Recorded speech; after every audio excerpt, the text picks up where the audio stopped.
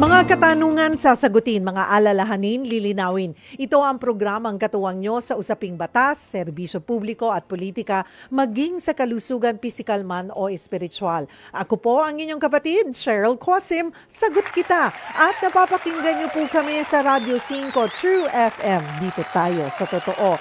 At live din po tayo syempre sa Facebook page ng True FM. At syempre kami din po ay may True TV. Kung kayo po ay Signal subscribers, kami po ay mapapanood nyo na on Channel 19. Kaya tutok na po kayo sa True TV. At mga kapatid, tuwing Martes ang ating serbisyo publiko dito sa programa natin. At ang ating tututukan ngayon ay livelihood, particularly yung mga kababayan po nating nasa industriya ng pagha-handicraft. Alam nyo bang kinilala po ang Pilipinas bilang pangalawa sa mga pinakamalaking bansang producer po ng handicraft sa buong mundo? Hindi lang po yan, mas nakilala na rin po tayo sa mga locally made fashion, home furniture at maging mga alahas. Ganon tayo ka-talentado, di ba? We're very talented pagdating po sa pag-design, mga kapatid. Mas lalo pang umuunlad po ang mga industriyang yan sa tulong ng ilang ahensya. Of course, sa pangunguna po yan ng Department of Trade and Industry. Ano-ano po ang kanilang programa para sa sektor na ito? Para lalo pa tayong makilala. Though number 2 na nga po tayo. Malay natin, mag-top pa tayo, di ba? Siyempre, yan ang goal natin. Yan po ang ating aalamin, maya-maya lamang kasama po ang ating guest. Tutok na po dahil sagot ko kayo sa usaping serbisyo. Ang ating question of the day, anong handicraft product ang masasabi mong tatak Pinoy? Pero kasi lahat, di ba? Iba't ibang probinsya yan. May kanya-kanya ding ang iniyayabang na handicraft. Kung may gusto po kayong i-share sa inyong probinsya, sa inyong pong lugar, ay sikat po ba or gumagawa po ba? May mga kilala po bang handicrafts po sa inyong lugar? Ano po ang pinoproduce nyo? Share nyo po sa amin kung may gusto po kayong i-share at mag-comment lamang po sa ating live stream, sa ating Facebook live stream. Kung may nais din po kayong iklaro, idulog, itanong, or i-share na opinion, maaari po kayong tumawag sa ating tanungan hotlines sa 8689-3289, 8689-3290.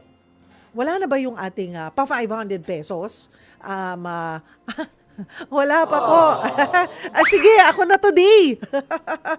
At pipili po tayo dahil Pasko na, gusto natin tuloy-tuloy. 'Di ba? Mamimili po tayo mamaya po sa dulo ng ating programa ay magkakamit po, of course, ng 500 pesos ang isang lucky na magkokomento. Dapat syempre malaman po yung inyong komento. Share nyo nga lang po sa amin yung handicraft na tatak Pinoy. Ganun lang kasimple. May 500 pesos na, di ba? Pwede na yan. Babawas natin kay Ayen. Ayen, ha? Pwede. Bukas ikaw naman. Ako today. Ayan, tuloy-tuloy po natin yung pamimigay. Pasko tuloy-tuloy natin yung pag-share ng blessings, diba? 500 pesos. So, susunod si Direk. Susunod na araw, susunod na linggo, napalingon si Direk Grace.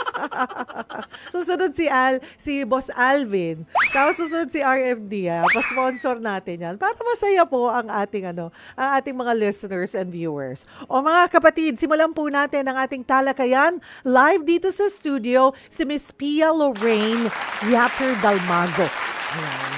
Assistant Division Chief po siya ng SITEM. Ang SITEM po ay Center for International Trade Expositions and Missions. Hi, Miss Pia. Thank you for joining us again. Magandang hapon po, Miss Cheryl. Opo, I think it's your second, third, yes, second time.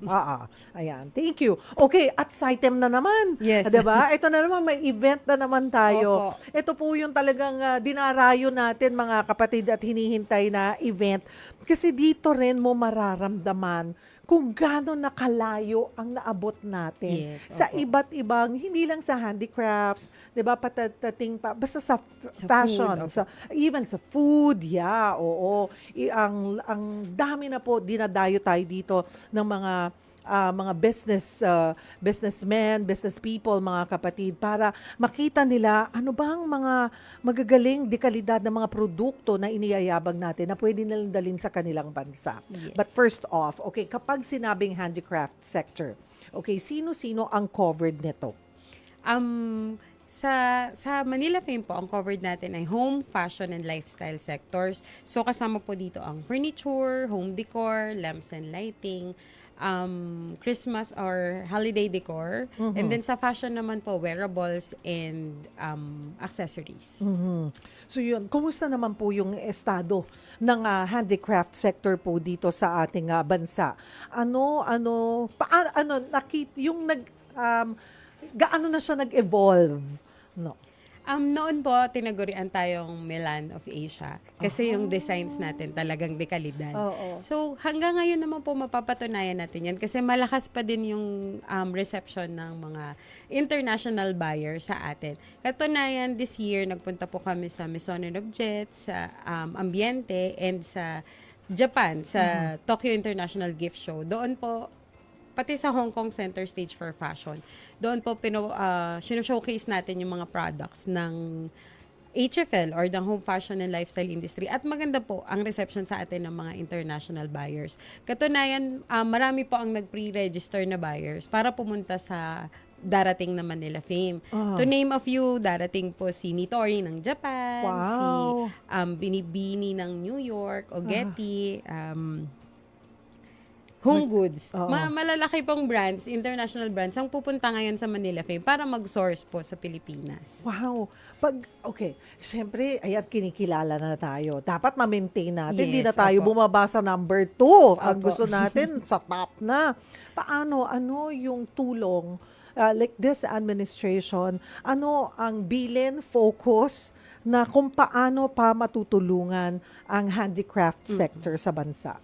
Ngayon po sa kasalukuyan, meron tayong product development program sa SITEM. So, doon po nagtatalaga tayo ng mga product designers na tutulong sa ating mga MSMEs, sa ating mga exporters na lalo pang pagandahin at makapag-design ng mga bagong product na tatangkilikin sa abroad. So, tuloy-tuloy po yung ganong suporta natin sa ating mga exporters. Sa administrasyon naman na to, for this upcoming edition sa Katha Awards po ng Manila Fame, lagi po tayong may Katha Awards every year. Pero for this year, may support po ang office ng ating presidente para mabigyan ng 500,000 Wow. for each winning categories. Yung mga best in furniture, best in fashion, best in home decor, lahat po sila makakatanggap ng premyo galing sa presidente. Na dati wala. Dati wala. Oo. First time po is in the history of Katha Naku, Awards. hindi mas and excited, Opo. di ba? Mas excited yung ating mga kababayan. Pero alam nyo, kasi pag sinabi na po nating event po ng SITEM, itong Manila Fame event, ito na yung ito na yung mga talagang dekalidad, yung pangyayabang natin sa buong Yes. mundo And lahat po ay nagnanais, kumbaga dream or goal yan ng bawat negosyante, at lalo na yung ating mga MSMEs, na mapabilang Yes, opo. sa event na ito. Hindi po lahat nakakapasok. So, ibig sabihin talagang best of the best na to, no? Ito pong mga kasali dito. So, when is this event? Ano itong event ng Manila Manila Fame? Fame, opo. Trade event. Tayo ay parang tinagurian na ring second longest running sourcing destination dito sa Pilipinas for home fashion and lifestyle. Manila Fame, nagaganapin sa World Trade Center sa October 17 to 19 po. Oh, dito Sa Thursday Thursday na po, yes. Thursday hanggang Linggo. Itong Hanggang darating. Sabado po. Ay, Sabado. In-extend ko daw, no? Okay, so Thursday, Friday, Saturday. Yes, opo. Okay. Ayan, yung how many exhibitors are we expecting? Close to 350 exhibitors po ang darating. Wow. Ito pong mga exhibitors natin Ayan. na ito, talagang may kakayahang mag-export. Ang ganda. Alam mo, tama-tama pa naman ngayon. Pero ito more of, hindi porket international po yung this event, para talaga sa mga negosyante. Hindi ibig sabihin, hindi po tayo pwede pumunta. Yes, opo. We can visit. Just looking at it, tama na, nag-aayos kasi ako ng bahay. Ng So, may mga bahay. gusto akong palitan. Kailangan ko lang ng Perfect po ang malaking Manila bahay. theme. Maliit lang yung bahay ko. Very simple lang, pero ang gaganda. Talagang, pero actually, pag pumupunta po tayo sa mga ganitong event, kahit di man tayo bibili, yung para kang namamasyal lang. Talagang Yes ang po. ganda-ganda sa mata. Very Appreciation din. pleasing. And nakaka-proud. Kasi alam nyong gawa ng kababayan natin itong mga makikita nyo po dyan. Yes, tama po Diba? kayo. At talagang mauubos yung buong araw nyo po. Para pag-iikot, lalo na 300 exhibitors, that's great. Okay, ano yung mga produkto again? So anything in fashion, furniture, and Home lamps and lighting. okay. Aba. Parang ngayon pa lang gusto ko na Yes. pumunta. Oo. So, ilan sa features ay Design Commune, Artisans Village, at Fame Talks. Sige, Opo. isa-isahin Sige natin, Miss Pia. So, meron po kaming design commune. Doon po naka-display lahat ng products na nag-collaborate yung ating mga exhibitors and ating mga product designers. Katulad po ni Mako Custodio, Rita Nazareno, Gabi Lichauco, na sila po yung tumulong sa ating mga exhibitors para mas mapaganda pa ang products nila. I-showcase po lahat yan sa design commune. And then, meron din po tayong Artisans Village. Doon naman po naka-display yung mga products from the regions. So, kasama po for this year si Bohol, Western Visayas, Antique. I-showcase po nila yung mga products nila from the regions. Kung ano yung kakayahan ng mga regions natin, i-showcase natin yan sa Manila Fame. And then, we also have yung nostalgia. Sabi po kasi natin nga, tayo yung Milan of Asia. So, marami simula 80s to 90s, marami po tayong patok na products. I-display din po natin yan ulit sa upcoming Manila Fame. Yung chair nung si Betty Combonpue, Oo. na ano po. So, yon isa yon sa mga i-display natin. Yung mga talagang nagpakilala na furniture na galing sa Pilipinas, makikita natin yun ulit ngayon sa darating na Manila Fame. Meron din po kaming Philippine Components, bagong ini-introduce natin yan, pinakabago. Coverings, parts and fittings, mga architectural wall panels. Kung gusto nating mag-customize, hindi na lang tayo ngayon nag-offer ng end products sa furniture. We can also parang bits and pieces of everything to create our own. Pwede na rin po yun ngayon. Kaya meron tayong Philippine Components. Bagong ini-introduce natin sa market. Okay. This will be, again, mga kapatid, this coming October 17th, Thursday po yan. Tatlong araw, may oras po tayo. Thursday, Friday, Saturday. Pero pwede ba ang general public? Like when? May araw ba na hindi muna pwede? At pwede na din bang mamili dyan? Sige. Ano po? Pwede po ito sa general public. Actually, ngayon po nakikita kasi natin na talagang yung local consumers natin, malakas na din ang reception nila sa ating Oo. mga products. So, Yung support. welcome po ang everyone sa all 3 days. So, meron din meron tayong tent for retail. Aha. And then, yun po, may mga nagbebenta all 3 days na. Meron naman. Kung kunwari may nagustuhan sila pero hindi, pwede naman kayong makipag-usap Yes, doon po opo. sa Kung may mga display, pwede po Oo. nating Pero kasi 'di ba, usually on the third day, Yes. yan Yun po lahat yung pati the talagang all displays, out. Opo.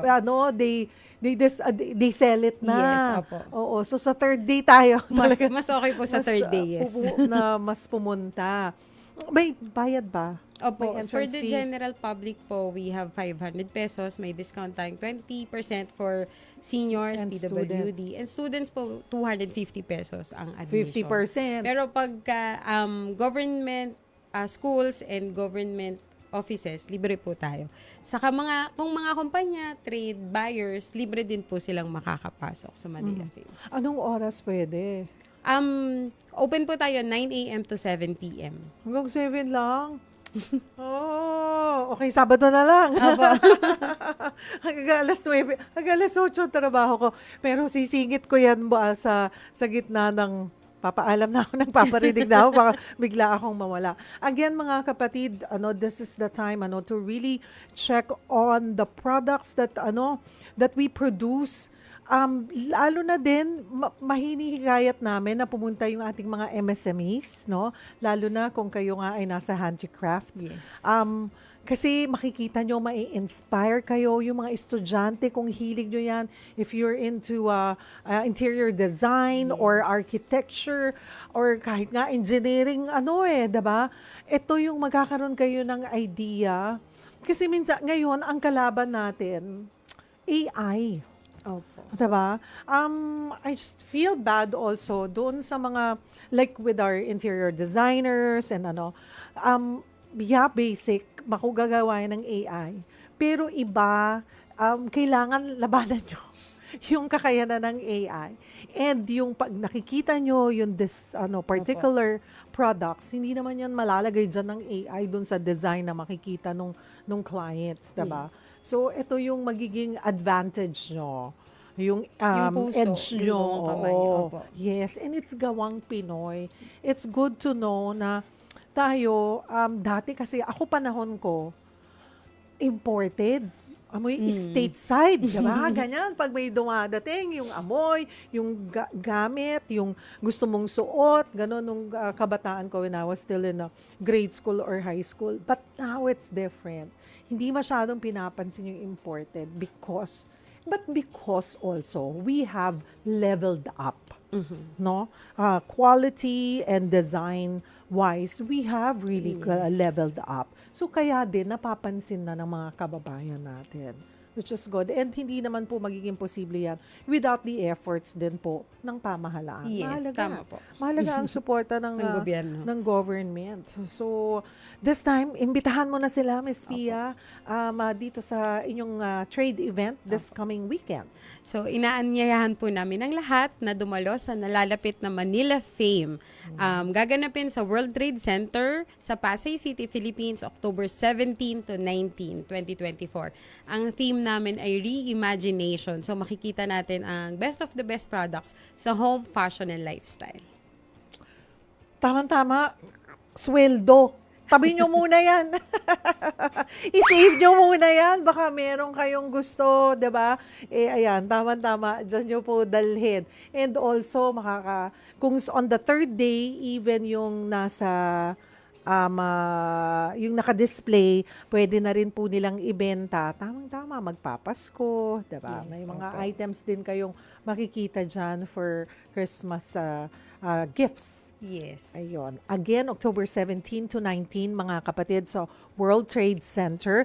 They're open by 9 a.m. until 7 p.m. Yes. So may panahon po tayo. You can go during your lunch break, mag-half day kayo.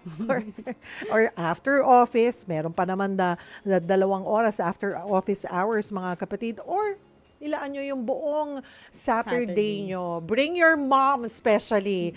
Mag-e-enjoy. I-date nyo si mommy dyan po sa World Trade Center this coming weekend. Thank you. Thank you, Thank you Ms. so Pia. much po for the opportunity to promote Manila Fame. Ayan po si Ms. Pia Lorraine Yateri Dalmazo, ang Assistant Division Chief po ng SITEM. Mamaya, silipin natin ang ilang produktong tampok sa Manila Fame Trade Event.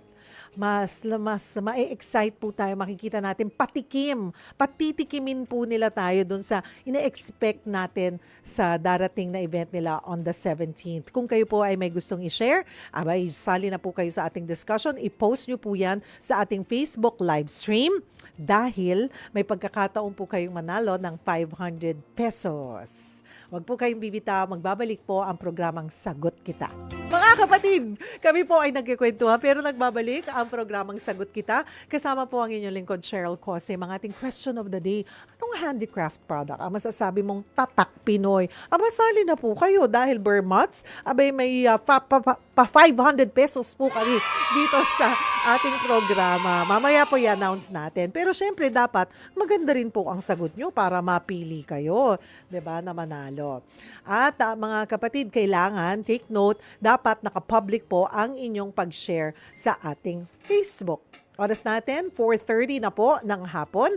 At this point, kasama po natin si Sir Mako Custodio. Siya po ang Product Design Specialist for Fashion. Nako, dapat talagang lahat pasado. Parang nakaka-pressure yung trabaho mo, Sir Mako. At kasama po natin si Miss Maria Angelica Santos Bermejo ng Maria Angelica Rare Finds.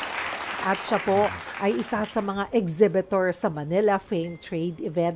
Thank you for coming to the show, Miss Thank you for Maria. having us. and Hello, Mako. hello. Thank you for having us. Yes. Tama-tama po yung pangalan po ninyo. Talaga pong nakikita yung pagiging Angelica, diba? Thank you. Ayan. Alright, tell us more. Ano po ba, okay, Mako, ano ba ang ginagawa ng isang product design specialist? So basically, ang ginagawa talaga ng product design specialist is really design the product. But then again, I think right now, I came up with a different method wherein normally as a consultant, majority of the consultants, sila lang yung nasusunod. They're the boss in the entire project. But like this time, I think Tita Gigi will actually agree with me that I wanted to have like a dialogical space wherein I need to hear what are the things that her skills, like what are the actual things about the product itself before I start designing. So there, yeah. Okay. Pero paano ka napunta sa ganitong larangan? Talagang you're into, arts talaga? Yun ang talagang hilig mo? Well, yes, I guess I'm a Bakit graduate of fine fashion? arts, Oh. and I think I started really into my first touch point is when I had a collaboration with JC Bandia in 2008, and then after that I have to like parang reinvent myself and reinvent my brand hanggang sa later on I realized maybe it's actually okay lang for me to be like a mentor dahil parang ang dami kong principles that I don't wanna come up with new products because of the pollution, the trash, like since fashion is like really known as biggest pollutant in the world. So parang okay, maybe my positioning now is like really to mentor other people and like what they can actually do, extend their creativity and like just coming up with few basura, I guess. Yeah. Ano ba ang estado ng ating fashion industry sa bansa ngayon? You know what? It's for me, I think it's medyo left and right. Like I would probably say left and right. It's like medyo extreme yung mga disposable fashion. Not naman disposable fashion. It's like it's so easy to shop. Diba? And then syempre coming into the technology, yun yung parang easy for everyone to access fashion. But then again, there's the other side, which is more on being mindful. And apparently, right now, if you actually just like online, you can see a lot of mga ukay finds that, parang some of the creative mga young entrepreneurs, what they do is like they go to the mga thrift shops and then they kind of style Yes. their own thing, and then like you as a buyer that you don't have the time, you just have to like okay, mine na to, like mine grab yung mga ganon. So I guess it's like totally different. Like merong something old fashion, now there's like something parang very mindful. Sa ngayon, yung industriya natin, like with this, dito kasi ang kagandahan ng Manila Fame Trade Event ay mas pinapakilala yung gawang Pinoy sa iba't ibang bansa. Sa paanong paraan pa? Since you're part now of government na, 'di ba? Yes. And private sector, it's very malaki. At dapat nakikinig, may collaboration talaga dahil hindi natin maiaalis na malaki ang naitutulong ng private sector sa pamahalaan. Kung paano pa makakasuporta sa fashion, like in the fashion industry.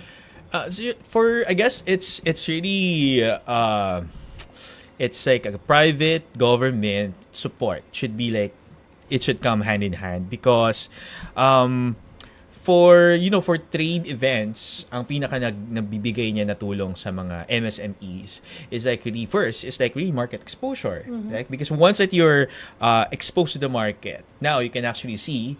Second is like market trends. You're now aware of like what's happening. Mamaya iniisip mo, uso pa ba yung gantong design? Akala mo uso pa rin yun, but seems that you are now seeing what everyone is doing. Siguro I'm gonna let go. And then probably next is networking, which is normally yun yung nabibigay talaga ng mga trade fair. Because syempre, pag halimbawa nag-network ka, that's your possible future, right? And second is brand building, and last is like the immediate feedback, because once you try to really expose your product out there, you'll have an immediate feedback that maybe this would actually work, maybe hindi to mag-work, maybe, diba? So it's really a nice way to actually test your actual products. And then as a product design specialist, bahagi ka rin ba doon sa mga namili kung sino yung makakasama na exhibitors? I'm sure more than 300 more than 300 na mga negosyo ang gustong maging bahagi nitong trade event, but kailangan i-trim down, or ito na ba, pasok na ba to sa ganitong level? And then kung hindi man pa para sa kanila, yung trade event, nandoon din ba as a mentor na next time pwede na, but you just have to do this, yung mentoring them na paano pa ile-level up yung kanilang mga products? Doing the entire program, it seems to me that there are certain types of learners. I call them learners, because like sometimes meron yung parang ready na, like sabihin nating college. Like then meron naman yung kailangan mag-aral pa na parang it's just like parang level lang. So with my collaboration with the brands, I really have to make sure that they are equipped with like knowledge in their skills, in their craft. Kasi kung halimbawa hindi nila alam yung ginagawa nila, I'm gonna have a hard time because it's gonna be a long process.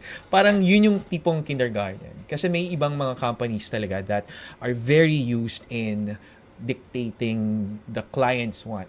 They don't necessarily have to think of like, ayaw na namin mag-isip ng ito. We just have to, since babayaran mo kami, gagawin na lang namin yung gusto namin. But like, syempre, we wanted to develop brands that are competitive, that has their own voice. Which is yun yung mahirap i-release sa mga brands, especially sa Filipinos. Dahil, yun na nga, since siguro, yun yung produkto ng pagkakasakap sa atin ng mga, parang ang hirap natin even in school, like, ang hirap maging entrepreneurial yung mga kids. Normally, you have to like study because kailangan mo magtrabaho. But like now, I think like seeing the actual Instagram, like makita mo talaga like majority of the fashion, especially fashion, mahirap kung hanap na trabaho daw sa fashion, mali. You find your own voice now. I guess then investment, mabilis lang, promise. It's just really knowing a good mentor. Yes. Puntahan ko, tinawag ka ni Marco po ng Tita Gigi. So I'll call you na rin Tita Gigi. Sure. Okay. Tita, okay. Tell us more about your business. Kailan ka nagsimula? Paano nagsimula? I started as a collector of antique jewelry, actually general antiques, but particularly jewelry. So that's 39 years ago. How old are you, Cheryl? 50 na po. Well, at least buhay ka na. Buhay na, 50 na. Golden girl. Opo. Yeah, so in my almost 40 years of being a collector, I became a self-taught designer. Siyempre, na-expose ako and everything until I found the right platero that could make the ideas that I want in a jewelry. And that's how Maria Angelica Rare Finds was born, because I'm into meaningful jewelry. So something where you can express yourself, something that will express who you are. Kasi when you're authentic, when you are able to be yourself, when you're confident, you become confident about what you wear. Yes. So for me, jewelry is very empowering. So it's really knowing also, well, because I'm a Filipina and because I collect Philippine jewelry, my focus goes towards our own countries, our own motherland's history. So I like it because it's very fulfilling, because in a way I can see how the young people now appreciate heritage more than we did during our time. And then I think it's also because they're more global now. They go abroad easily and they see how foreign foreign people, citizens appreciate their own, and then and also because the Filipina has become really global because they are already working abroad and they live abroad and they search for something that's very Philippine. But sometimes they don't want to look old-fashioned. So they can use their own expression. We customize jewelry according to how they want it. Parang yung sinasabi mo lang. Yeah. Diba? Na-mentor That's ka na why yan. that's why I really love collaborating. That's why I worked very well with Mako. Because I like collaborating with the youth. Oo. For me, they're the future. Youth. And yeah, Pasok ka pa, Mako. Pasok pa. Ako hindi na eh. millennial pa, Graduate na millennial. ako. Ikaw din, Cheryl, Hindi na pasok po ka pa. pasok ng 50. Hindi na pasok. Pwede pa yun. Next year ka pa magiging auntie. So what you're wearing now is part of your work. Yes. could Now, like see it. this Oh, one is yeah. not an authentic 1800s jewelry, but it is a revival of that era. So this is about 1980s, and I love it because Nice. it carries our artistry, our craftsmanship. We have very, very good artisans. It's just that we don't have as much technology, no? Yeah. Sa hindi tayo maka-advance sa made to order, sa costume yung sa maramihan. Pero magaling tayo sa made to order, sa mga one of a kind. We can do that. Is this the first time you're gonna be part of Manila Fame trade event? No, Several. I enjoy Manila Fame because every year there's always something new. They like bringing out their unwavering support in bringing out the best in the Filipino is really there. This started with Joe Concepcion and with Mina Gabor. Yeah. And how far has it gone? And how many? I think we have a retrospection now, di ba? The nostalgia, we're bringing back all of those old people, okay, the elders that have started and have grown in their company, and their business has grown because of starting out with Manila Fame. So it's exciting because as their heads change, so does their direction Correct.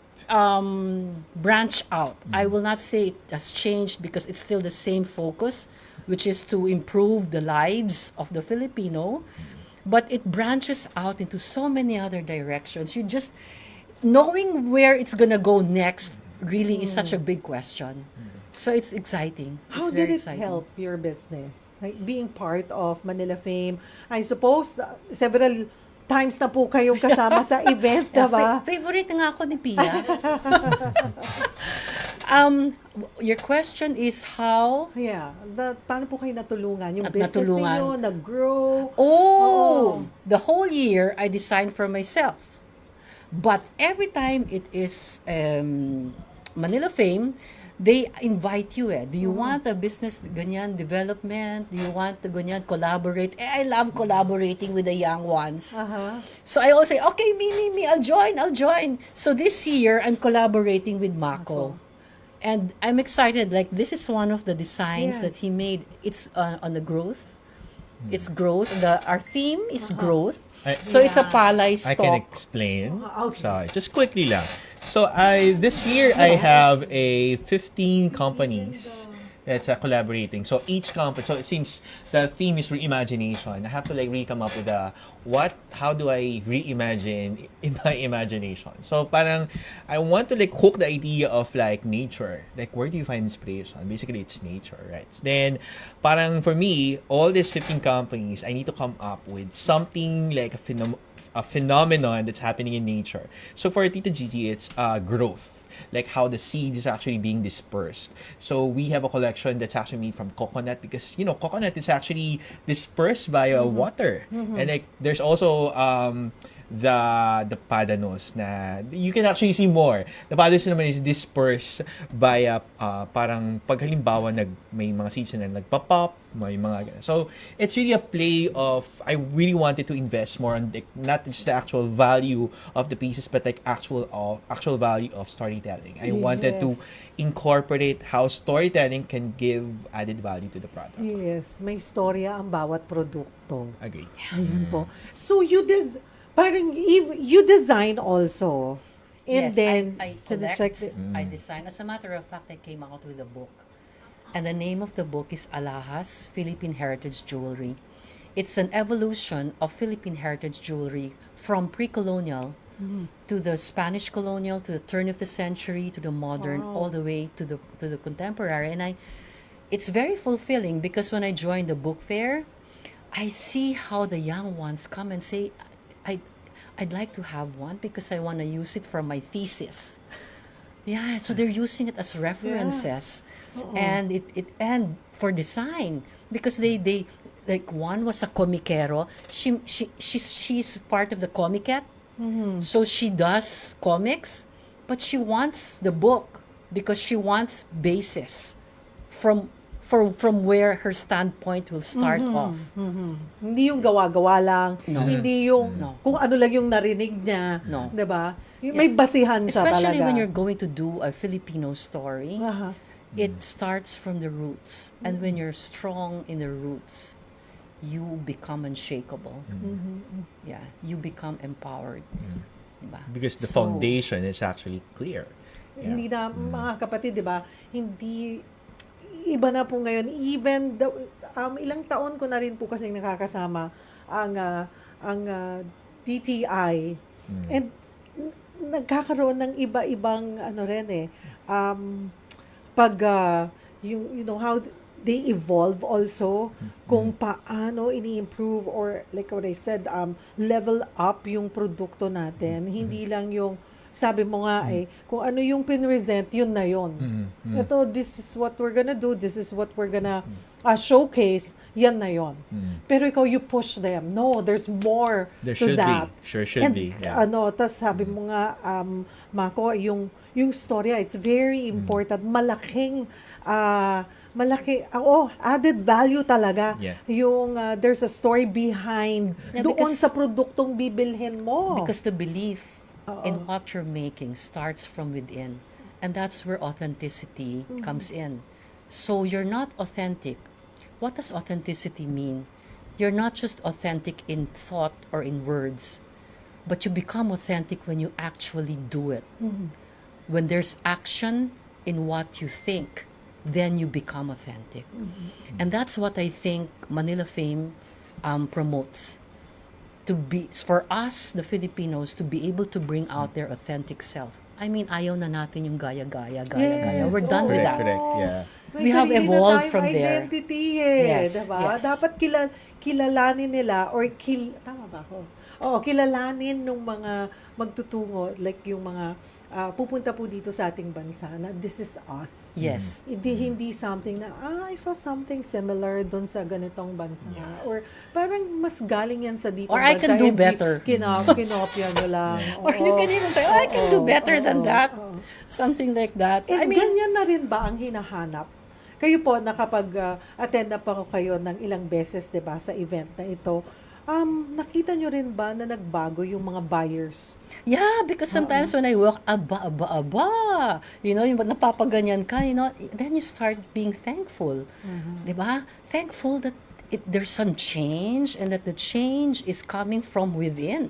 It's done by a Filipino.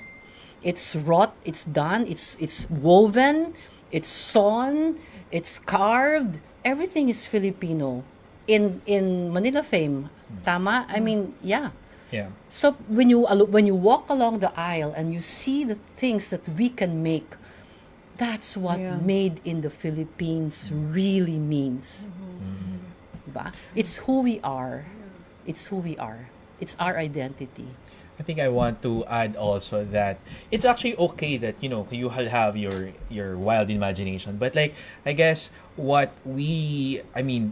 you as a Filipino, what's the pinaka magandang value doon is like coming up with something or like with output that is actually based on what is Filipino-ness, right? Defining the Filipino-ness in us, not just like creating na lang something very westernized, but now we are coming up with our own Filipino brand, right? It's nice to see when you actually come to like an event that they see, oh, that's it, like a different spin of a barong or a different spin of a Mara Clara, and we are very thankful for Manila Fame for that. And the youth is in the heart of that. Ang galing yung mga bata involved ngayon. na sila. Yeah, Mas it's amazing. interesado. When I was making the book, that's when I realized, because I got the book designer is Filipino and they're young. They're millennials. The photographer, the illustrator, everybody that got involved in the book, I made sure that they were all young, except for me. So it's amazing how the wisdom of the elder, and that's me, combines with the ingenuity and the way the young communicate. They're really good. Different, no? They're very, Different very now. good. Yeah, they You communicate. learn from them, they learn from you. It's perfect. It's That's perfect yeah. bonding. It's like how you really transfer wisdom from the young to the old and old to the young. And And it's also good the- that nandyan na tayo sa level na yon. Yeah. Kasi nung Yeah. panahon natin, tita, You know why we tahimik ka lang appreciate it? di ba? Yeah. Makikinig ka lang lagi sa matanda. And At oo ka lang ng oo. Correct. And you know why you appreciate it? It's because we are a family-centered country. Yeah. Our people is very kin-centric, from the tribes all the way up in Mountain Province down to Sulu. That has been the center of the Filipino. Like you said earlier, we're making kwento-kwento, your mom's visiting and you're very happy with that. That's what a Filipino is. Bring your mom to the fair. Ay, yes. Sabi ko Diba? nga, mag-i-enjoy eh. Buti lang, dadating siya ng Friday, so abot pa na siya Pero ng Cheryl- Sabado. Sabado. Ako, bring your dad. Kasi siya For more- yung maglalabas. Siya yung maglalabas. Siya yung tagabayad. Siya yung Parang may baliktad. wallet. Parang ako yung tagabayad. But I love doing that for my mom. I love spoiling Oo her. naman. So, Oo naman. Sige po. But thank you for coming. But imbitahan po natin sila, Tita Gigi and Mako. Yep, Tita G. Sa darating na Yeah, event. I'd really, really like to cordially invite you to come to Manila Fame. It's from the 17th, that's Thursday to Saturday. So, stop muna everything you do. Shop, shop, shop. Bring your wallet. And do visit me, Maria Angelica Rare Finds. I will be in the fashion section of the fair. Yes, so I would like to invite everyone to actually visit our booth, not just Design Commune booth fashion in the tent, but also all the other exhibitors that are participating in this year's Manila Fame, October 17, 18, and 19 at World Trade Center. World Trade Center. World Trade That's from Center. 9 a.m. until 7 p.m. po. May 3 araw po tayo para I'm sure we could make time, no, mga kapatid. And of course, I'm sure hindi po kayo lalabas ng walang uwi. Correct. For sure. Sigurado po yan. At may enjoy nyo. Doon sa never pang nakapunta, please make time. Kasi talaga pong mag-enjoy kayo. Kahit na, sabi ko nga kanina, kahit na yung mga limited, like mga estudyante, limited ang budget, just look around. Ma-appreciate nyo yung kalidad, yung ganda ng gawa. At you will be proud na gawa ito ng mga Pilipino. Yeah, true. Yeah. Diba? Support the Filipino. Yes. Oo. Marami pong salamat, Mako. Thank you. Yes, thank Tita you for Gigi, having thank us. you. Yes. Thank you, Salamat Cheryl. po. Thank you for having Thank us. you. Mga kapatid, eto, break tayo ng konti. Tapos sa ating pagbabalik, basahin ko ang inyong mga komento at i-announce natin yung lucky winner natin ng 500 pesos. Magbabalik po ang programang Sagot Kita. At mga kapatid, last 2 minutes. Basahin ko na lamang po yung ilan pang mga mensahe. ninyo. Sorry, pasensya, napasarap po tayo. Ayan si Marayda Regala Lipio, dapat talaga mas patatagin pa ang industriya ng handicrafts dito sa Pinas. Dapat ay bigyan din ng support galing sa gobyerno ang maliliit na negosyante na kabilang sa linya na yan. Si Albert De Los Santos, marami tayong produktong purong Pinoy na pang-export gaya ng home decorations at furniture na gawa sa kapis, ratan, bamboo, pinya, abaka, baon ng nyog, nara, kamagong, seashells at nipa. Dapat suportahan maigi ito ng pamahalaan. Elmer Lawrence Buan, para po sa akin, marami po talaga dito sa atin sa Pilipinas na may kanya-kanyang handicraft na talaga naman pong magaganda. Elmer, ayan si Jason Albolencia, Betchay Mameng, thank you. Alona Abanes, John, Anthony Mercader Papeliares, and Estelle de Guzman, thank you. At ang ating winner ng 500 pesos, ang sabi niya, para sa akin, ang Pinoy na tatak ng handicraft. Pinoy na tatak ng handicraft ay abaniko. Ang abaniko ay gawa ito sa mga pinatuyong dahon, native na native ang datingan at ginamit pa ito ng ating mga ninuno noong panahon ng Kastila. Kung ako ang tatanungin, sana bigyan ng pansin ng ating pamahalaan ang ating mga bayaning manggagawa ng abaniko at ibang handicrafts sa bansa na lubos na may pagmamalaki ng ating mga Pinoy. Ang ating winner ng 500 pesos, Nelson Taok Jr. Congratulations sa iyo, Nelson. At mga kapatid, eksakto, 5:00 in punto. Diyan po nagtatapos ang isang oras na tanungan at sagutan. Ito po ang programang katuwang nyo sa Usaping Batas, Serbisyo Publiko at Politika, maging sa kalusugan, pisikal man o espiritual. Ako po ang inyong kapatid, Cheryl Cosim. Sagot kita.